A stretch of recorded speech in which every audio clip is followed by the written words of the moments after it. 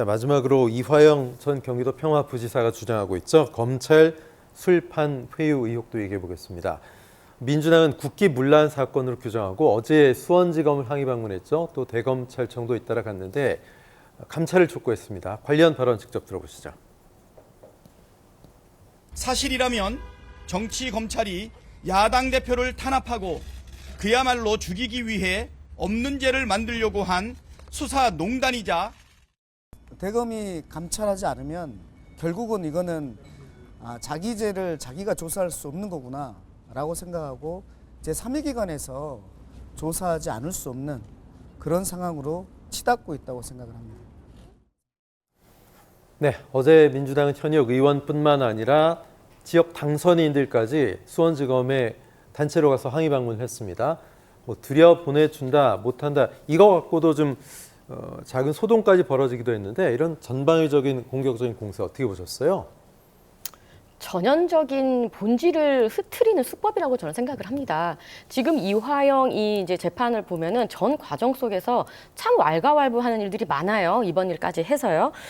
결국의 본질은 이재명이 도지사였고 이화영이 평화부지사였고 이화영이 북한에 돈을 갖다 줬다는 의혹 그리고 그때에 이재명이 그것을 몰랐냐 알았냐. 본질은 결국 그것이라고 생각을 하는데 이것을 둘러싼 뭔가 이제 물타기식의 그런 것들이 시도되는 것이라고 저는 보고요.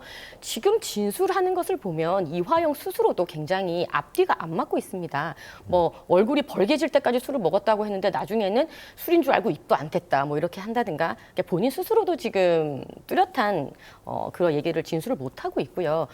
그리고 김성태 회장도 스스로 술 먹은 적 없다고 또 얘기가 나오고 있고요. 검찰 입장에서도 그 시간 타임테이블대로 뭐 증거를 숨기는 것이 아니라 지금 다 보여주고 있습니다. 예. 그래서 진위 여부는 지켜봐야 되겠지만 사건의 본질을 절대 이걸로 덮을 수는 없다 생각합니다. 네, 민주당은 대검찰청이 감찰을 수용하지 않으면 법적 조치 또 국회까지 어떤 역할을 고민하겠다 이렇게 밝히고 있습니다. 자, 임세영 소장님 지금 상황 좀 어떻게 보세요? 일단은 손수조 대표께서 좀 틀린 이야기를 하셨는데 일단 본질을 흐트리는 것은 사실상 검찰입니다. 지금 이게 이 이화영 기소 사건은 기소가 된 것은 사실 쌍방울 법카 논란이 시작이 된 것입니다. 나중에 대북으로 바뀐 거예요. 그러니까 실제적으로 법카 논란 때문에 수사를 하다가 쓱 대북으로 바뀐 그런 사태라고 보고 이 정부가 처음 시작부터 이재명 죽이기만 몰인했던 대표적인 사례라고 저는 판단이 되고 있습니다. 그리고 지금 김성태 그 회장의 그 술 먹은 이야기는 아까 말씀하신 것처럼 이화영 지사가 술을 마셨다는 게 아니라 김성태 회장이 술을 먹은 것 같았다라고 이야기한 것이거든요. 그리고 말의 앞뒤가 안 맞는 것은 지금 검찰입니다. 이화영 지사 같은 경우는 날짜를 특정한 적이 없어요. 그때쯤으로 기억한다. 그때 전후인 것 같다라고 했는데 갑자기 검찰에서 딱 그날 얘기하고서 이때 안 했잖아라는 말도 안 되는 기록을 사실 보여주는 것이거든요. 그리고 실제로 민주당과 이화영 지사 측에서 요구하는 것은 이것에 대한 확인을 하려면 그 출정 기록을 다 내놔라. 그러니까 이화영 지사, 그다음 김성태 쌍방울 회장, 그다음에 나머지 동인은 한 명, 그 세 명의 출정 기록을 달라. 그럼 그게 같이 만난 날짜가 확인되지 않겠습니까? 출정 기록 전혀 내고 있지 못하고 있고요. 그다음에 일반인 출입 기록이라고 해서 사실상 쌍방울 직원이 연어를 사다 주고 뭘 사다 주고 했다는 거 아니겠습니까? 이분이 검찰청 출입하려면 그 기록이 또 있어야 되는데 그 기록을 내면 되는 것이거든요. 이러한 기록 단 하나도 제시 못하고 그저 말 바꾸기고 거짓말 한다라고 몰고 가는 것이 사실 지금 검찰의 형태거든요. 그래서 본질은 왜 바뀌었냐? 법카 논란에서 대북 송금으로. 왜냐? 이재명 대표가 대북 송금에 기여했다, 허락받았다, 보고받았다는 진술을 듣기 위해서 사실 이렇게 된 것이 본질이거든요. 그래서 하루빨리 저희가 요구하는 출정 기록과 일반인 출입 기록, 더 나아가서 CCTV까지도 공개를 해야 이런 의혹이 해소될 것이다라고 생각합니다. 네, 본질이 호도된 게 아니라고 말씀하시는데 손 대표 반론 있으십니까? 그 본질에 대한 문제는 재판에서 나오는 것이죠. 그건 지켜봐야 될 문제라고 생각을 하고 지금 어쨌든 뭐 안부수 아태희 지사 얘기라든지 그 관련된 것이 굉장히 복잡하고 이제 많은 이야기들이 지금 언론상에 나왔는데요. 무조건 민주당이 바란다고 이거 내놔라 저거 내놔라 한다고 모든 것을 줄 수 있는 상황도 아닌 것이고 다만 검찰에서는 의혹에 있는 부분에 대해서는 당연히 명명백백하게 밝히는 의무는 저는 있다고 생각은 합니다. 예.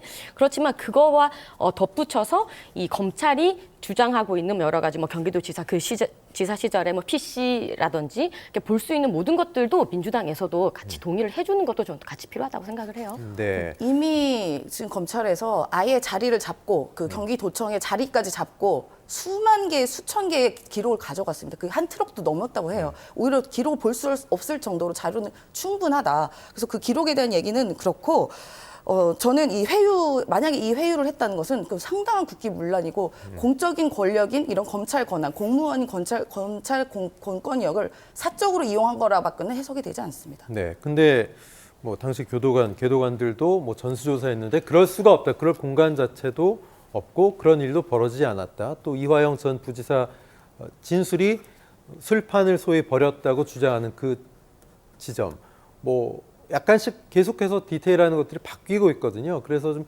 신빙성이 떨어지는 거 아니냐 이런 진실 공방도 있습니다. 검찰은 출정 일지 등도 계속 공개하고 있죠. 그러면서 이전 부지사 측의 주장을 반박하고 있는데, 자, 임재현 소장님, 네. 뭐 진실 게임이 좀 이렇게 지루하게 길어질까요? 어떻게 보십니까? 이게 사실이라면 상당한 문제가 있는 것이기 때문에 저희는 뭐 끝까지 아마 파헤치기 위해 노력을 할 것입니다. 그리고 지금 김성태 쌍방울 회장 사건에서도 보면 이 증거라고 하는 것은 실제로 김성태 회장의 증언밖에는 없어요. 그런데 김성태 회장도 증언이 계속 바뀝니다. 그 이른바 해외에서 입국하기 전에 법카 논란으로 이제 기소가 되기 전에 법카 논란 때는 사실상 그 쌍방울 이화영 지사랑 상관이 없고 난 잘 모른다는 식으로 이야기를 했었는데 검찰에 갔다 와서 이게 탁 바뀌면서 갑자기 이화영 지사 뭐 대북 송금 얘기가 나오는 것이거든요. 이 800억 이 대북 송금 이야기는 사실상 쌍방울에서 본인들의 사업을 위해서 보낸 것이지 경기도와 전혀 그렇게 그 관계가 있는 것이 아니에요. 그런데 느닷없이 이제 이재명과 엮이면 하나의 술수처럼 저희는 보여지는데 그렇기 때문에 더욱더 이 사건은 국기문란을 넘어선 사건이라고 생각되서 민주당에서는 반드시 처벌 요구할 것이고 관계자 처벌을 요구할 것이고 진실을 위해서 모든 노력을 다 할 것이다라고 생각합니다. 네. 아니요, 그렇지 않습니다. 조금만 제가 바로 잡고 갈게요. 네네. 기록물 다 가져가셨다고 했는데 사실상 그 검찰이 가서 그 이제 도청에서 했던 건 맞는데요. 이재명 지사가 있었던 그 당시의 기록은 가져가지를 못했어요. 없다는 거예요. 그때 썼던 PC는 뭐 어디 이제 폐기해버리고 없다고 해가지고 그건 가져가지를 못해서 하지 못했고요. 그리고 그 안부수 아태 지사와 이제 그 김성태 회장이 서로 만나서 북한에서 만나가지고 중국인가 어딘가 모처에서 만나서 북한 송금에 대한 얘기를 주고받을 때 이재명 지사를 바꿔줬다는 거 아니에요. 고맙다라고 했다는 거 아니에요. 이런저런 이 증거들이 지금 나오고 있는 상황이기 때문에 이게 그럼 대북 송금에 대한 재판인 것이 이거지 왜 법카 소송이겠습니까? 그래서 저는 핵심이 대북 송금에 대한 것이라고 생각을 하고 이재명 대표가 여러 가지 재판을 받고 있지만 그중 가장 크리티컬한 것이 바로 저는 이 대북 송금건이라고 생각을 합니다. 그 어떻게 PC 반론해 같은 주시나요? 경우는 지금 뒤지고 있는 것은 지금 김동연 지사의 경기도청입니다. 그러니까 도청이 또 이사를 해서 없어졌어요. 옛날 도청은. 그리고 지금 김동연 지사 가가지고 이재명 지사 때 거 내놓으라고 뭐 있습니까? 그건 없는 것이고요. 그 대북 송금 800억 원을 보면요. 500억 원 같은 경우는 쌍방울의 이른바 스마트팜 사업에 대한 그런 이야기인 것이고 그 나머지 300억 원이 김성태 회장의 대북 방북에 대한 이야기라고 비용, 네. 비용이라고 이제 얘기가 나오고 있습니다. 결국은 지금 증거는 없어요. 지금 아무리 경기도청 뒤져도 이재명 지사가 알았다거나 하는 증거가 전혀 없습니다. 없는 거를 찾으려면 이거 어떻게 하겠어요? 그리고 대표가 몰랐는데 알으라고 어떻게 강요를 어떻게 합니까?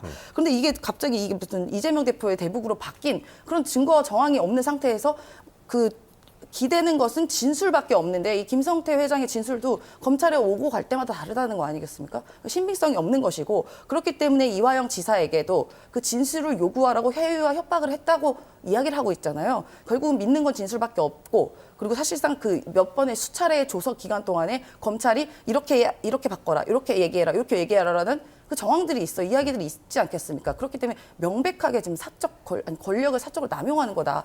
저는 그렇게 판단이 됩니다. 네. 민주당은 이번 의혹에 대해서 진상 규명을 위한 전담 기구를 구성했습니다. 아울러서 한 발 더 나가서 국정조사, 특검까지도 예고하고 있는데 손 대표님, 사실 이 사안이 국정조사, 특검까지 갈 사안이라고 보시는지 어떻게 보십니까?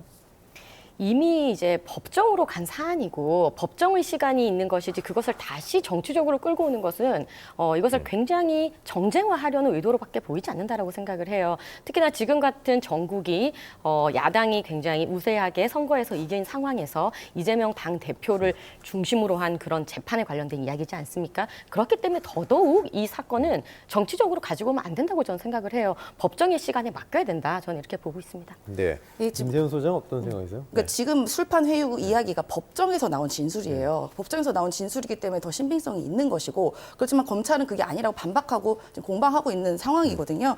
저는 국가 공권력이 이런 식으로 되면 안 된다는 심각한 문제의식이 저희가 있는 것입니다. 그동안에 검찰 공권력이 남용된 사례들이 여러 차례 있었고 가장 최근에도 뭐 작년인가요? 뭐 25대 그 손준성 고발 사건에서의 25대 PC가 미뤄져 버리 포렌식 됐다는 그런 여러 가지 이야기가 나오고 그것도 법정에서 이야기가 나온 겁니다. 이런저런 그간의 히스토리에서 검찰이 사건을 조작하고 왜곡하고 또 진술을 강요했다라는 여러 가지 역사적인 이야기가 있기 때문에 이번 건도 간단히 지나갈 문제가 아닙니다. 그렇기 때문에 저희가 저렇게 얘기하는 것이 정치적 행보가 아니라 저는 준법 정신을 지키고 하자 민주당의 의지다 이렇게 생각하고 있습니다. 어쨌든 의혹 해소가 안 된다면 국정조사와 특검까지도 민주당이 밀어붙일 수 있다 이렇게 보시는 거예요? 저는 그렇게 생각합니다. 네, 알겠습니다. 시간이 조금 있어서 저희가 질문 한 가지씩 좀 더 드려보면 현재 뭐 아주 시끄러운 게 과연 인선 관련해서 비서실장 국무총리 과연 언제 결과가 나오는 거고 수많은 하마평 일단 대통령실은 다 아니다라고 하고 있고 뭐 누굴 만났다 이런 얘기 나오고 있는데 손 대표 어떻게 보십니까? 국민들도 이제 좀 피로감이 있으신 것 같아요. 네. 그러게요. 이 인선에 대해서 이제 대통령실에서는 신속보다는 신중을 예. 기하겠다라는 입장입니다. 여러분들의 하마평이 올라가면서 이렇게 되는 것일까 저렇게 되는 것일까 국민들께서는 굉장히 관심을 보이고 계신데요.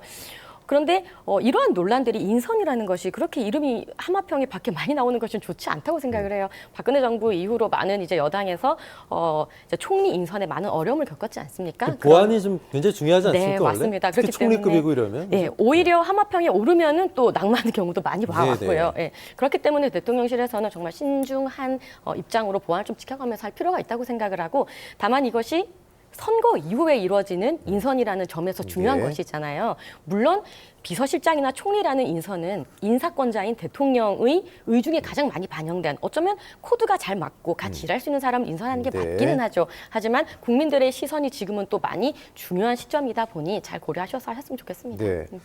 임세훈 소장 문재인 정부 시절에 부대변인 근무해 보셨으니까 알 텐데 진짜로 언론에 이렇게 뭐 소위 간보기 위해서 흘리고 이런 게 있습니까? 이렇게 얘기가 많이 나오죠. 그렇게 되면은요, 그 기강이 흐트러진 거라고 볼 수밖에 없습니다. 그러니까 과거 문재인 정부 시절에도 인사 있을 때마다 이렇게 언론에서 먼저 터뜨리거나 뭐 카더라는 얘기가 나오면 그 인선은 취소되는 경우가 있었어요. 아니기 때문이거나 혹은 이렇게 말이 새나가는 것에 대한 경고의 의미로 인사에 대해서는 굉장히 철저하게 보안을 유지했었거든요. 근데 지금의 윤석열 정권은 이제 2년밖에 안 된 정부가 비선 실세니 뭐 특정 라인이 주도한다더니 하면서 카더라 맞다 아니다 뭐 관계자 측으로부터 얘기가 쭉쭉 나오는 것 자체가 이거는 권력 누수 현상의 시작이라고 저는 봅니다. 이거 굉장히 대통령실에서 경각심을 가져야 되는 것이고요. 그렇기 때문에 지금 컨트롤타가 도대체 누구인가에 대한 의구심이 있는 겁니다. 대통령은 과연 그 결정 권한에서 그 안에 참여를 하고 있는가 혹은 그 뒤에 누군가가 있는가 이런 얘기가 어떻게 나올 수가 있습니까? 그만큼 지금의 그 대통령실은 매우 시스템이 붕괴되어 있고 기능이 상실하고 있다. 그게 반증이다 저는 봅니다. 알겠습니다. 두 분과 말씀 여기까지 나누죠. 손수조 대표, 임세훈 소장 고맙습니다. 감사합니다.